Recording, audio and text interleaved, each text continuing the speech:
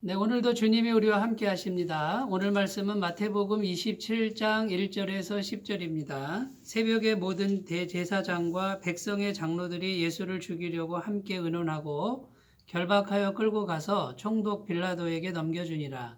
그때에 예수를 판 유다가 그의 정죄됨을 보고 스스로 뉘우쳐 그 은 30을 대제사장들과 장로들에게 도로 갖다 주며 이르되 내가 무죄한 피를 팔고 죄를 범하였도다 하니 그들이 이르되 그것이 우리에게 무슨 상관이냐 내가 당하라 하거늘 유다가 은을 성소에 던져놓고 물러가서 스스로 목매어 죽은지라.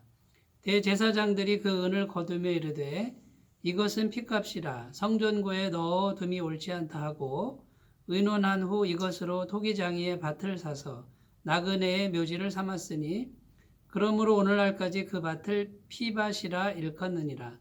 이에 선지자 예레미야를 통하여 하신 말씀이 이루어졌나니 일러스되 그들이 그 가격 매겨진 자 곧 이스라엘 자손 중에서 가격 매긴 자의 가격 곧 은 30을 가지고 토기장이의 밭값으로 주었으니 이는 주께서 내게 명하신 바와 같으니라 하였더라. 아멘. 오늘 본문 말씀은 가롯 유다가 비참한 죽음을 맞이하는 그런 내용입니다. 오늘 말씀에 보면 가롯 유다가 양심의 가책을 받고 은 30이죠. 주님을 팔은 그 대가로 받은 은 30을 대제사장들과 장로들에게 도로 갖다 줍니다. 그런데 그들이 그 은 30을 받지 않습니다. 그래서 가롯 유다가 그 돈을 성전에 던져놓고 나가서 스스로 자기 목숨을 목매어 죽었다 이러면서 끄는 것을 보여주고 있습니다. 가롯 유다도 예수님을 죽일 생각은 없었고 또 예수님이 죄가 없다라는 것을 잘 알고 있었다라는 것을 오늘 말씀은 보여줍니다.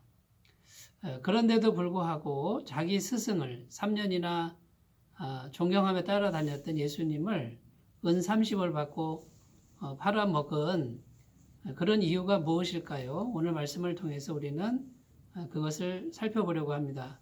첫 번째는 가롯 유다는 죄의 문제보다는 현실적인 문제만 해결하는 것에 집착했다라는 것입니다. 이 가롯 유다는 그때 당시 열심당원으로 알려져 있는 인물입니다. 열심당원은 한마디로 말해서 이스라엘 독립투사라고 할 수 있습니다. 지금 이스라엘이 로마라고 하는 강대국의 통치를 받고 식민 지배를 받고 있었습니다. 열심당원들은 온 힘을 다해서 인간의 힘으로 나라의 독립을 위해서 노력했고 지금 고통받고 있는 국민들에게 현실적인 양식이죠. 빵과 떡을 가져다 줘야 된다고 생각을 하던 사람들이었습니다. 이런 열심당원들은 언제든지 인간적인 힘을 모으기를 원했습니다. 사람들을 모으고 군사를 모으고 돈을 모으고 또 군사력을 모아서 독립전쟁을 해야 된다라고 이렇게 굳게 믿고 있었습니다. 그때 나타나신 분이 예수님인데 이 예수님이 메시아라는 것이죠. 구원자라는 것이죠. 그래서 그 예수님이 그런 독립전쟁의 장군이 되어서 대장이 되어서 자기들을 이끌어 줄 줄 알았던 것입니다. 그런데 그 예수님은 사람들이 많이 따르긴 했지만 사람들을 모아서 군사력을 증강시키는 그런 방향으로 전혀 일하지 않고 계속 천국 말씀만 하셨습니다. 가롯 유다가 보기에는 너무나도 비현실적인 이야기였음에 틀림없습니다. 예수님은 이렇게 말씀하십니다. 마음이 가난한 자는 복이 있나니 천국이 저들의 것이며 현실적으로 무언가를 해결하는 것이 아니라 마음이 가난하면 천국에 이미 임했다라고 말씀하시는 것이죠. 너희 중에 으뜸이 되려고 하는 자는 종이 되고 크고자 하는 자는 섬겨야 될 것이다. 이 세상에 힘을 모아서 독립전쟁을 일으켜서 지금 우리들을 압제하는 로마 세력을 이제 쳐부셔야 되는데 으뜸이 되려고 하면 종이 되어라 하고 낮은 자리로 가라고 말씀하시는 것입니다. 가룟 유다의 마음속에는 답답함이 분명히 있었을 것입니다. 우리 주님께서 계속해서 집중하셨던 것이 무엇입니까? 죄의 문제입니다. 이 죄의 문제, 우리 마음속 깊은 곳에 물들어 있는 죄의 문제를 해결해야만 전능하신 하나님과 살아계신 하나님과 우리가 연결이 되고 하나님의 전능하신 능력으로 우리의 삶의 문제는 해결된다라고 하는 것이 주님께서 집중하신 그런 부분이었습니다. 주님이 십자가에서 자기 몸을 찢으시고 그 보혈을 흘리심으로 세상 모든 죄값을 지불하는 그 길을 가셔야만 했던 이유도 여기에 있었습니다. 그런데 가룟 유다는 이 인간의 죄의 문제를 알지 못했습니다. 지금 당장 현실에 매여 있는 식민지의 문제, 빵의 문제, 고통의 문제, 이것에 가룟 유다는 집착을 했고 자기가 따르던 메시아 예수님이 자기가 바라던 메시아가 아닌 것을 확실히 알고 난 후에는 예수님을 은 30에 현실적인 돈을 얻기 위해서 팔아먹은 것이죠. 주님은 오늘 우리에게 물으십니다. 우리의 마음속 깊은 죄의 문제가 우리에게는 더 급한 문제입니까? 아니면 당장 현실적인 문제가 더 급한 문제입니까? 이렇게 주님은 우리에게 오늘 물으신다는 것입니다. 여러분, 주님은 이렇게 말씀하십니다. 먼저 그의 나라와 의를 구하라. 그리하면 이 모든 것을 너희에게 더하여 주시리라. 먼저 죄의 문제를 해결하고 하나님과의 관계를 회복하고 하나님과 연합하면 현실적인 문제 하나님이 해결해 주신다라고 하는 이 믿음의 세계로 나아가시기 바라겠습니다.